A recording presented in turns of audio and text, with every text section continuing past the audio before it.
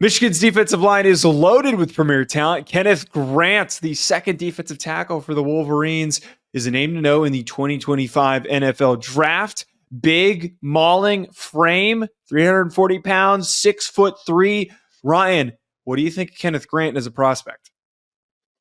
Yeah, he's the guy that's grown on me a lot, Joe, honestly, over the last few months. He was a guy that was a little bit low on going into the year, but when we're talking about the natural nose tackles in the 2025 NFL draft class, he's as naturally gifted as anybody. Like you said, 6'3", 340, incredible mover. It was all about consistency, and we've seen him take a big step, obviously, during the course of the 2024 season.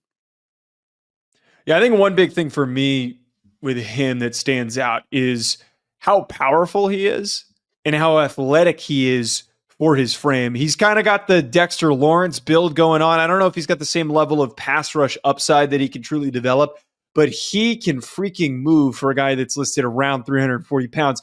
What were some of the strengths that stood out to you for Grant? I mean, first and foremost is the natural size and the ability to work at the point of attack, right? He can obviously press, and he's a handful at the point of attack.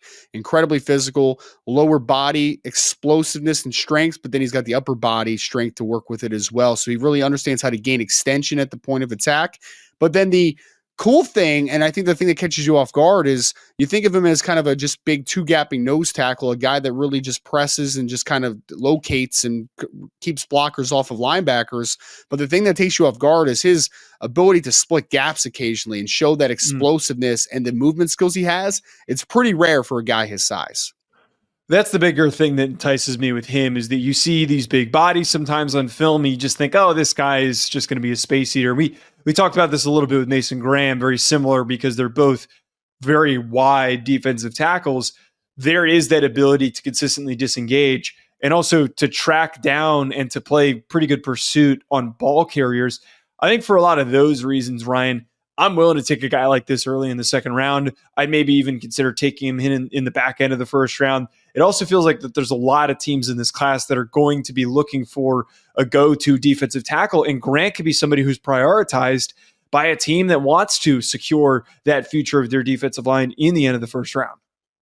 Well, I would say this, Joe, is I actually just mock draft him a couple times to the Houston Texans in like the middle of the first round. So we're talking like 20, 21, somewhere in that ballpark, because right now, Mason Graham, his teammate, is the clear-cut interior defensive lineman #1. But after that, there's a little bit of a question of who the next guy is, right? Like, is it Deion Walker? Is it somebody else that's kind of making that ascension, like a Derek Harmon from Oregon? I think a guy like Kenneth Grant is very much in play to be in that second defensive tackle off the board. I would take him in the late first round. It was not something that I would have been comfortable with before the season, but I think that ascension has really done great things, and I could see him definitely being a mid to late first rounder when April comes around. If you had to ID any weaknesses that could be improved on or just might hold him back as a player, what would you say for Kenneth Grant?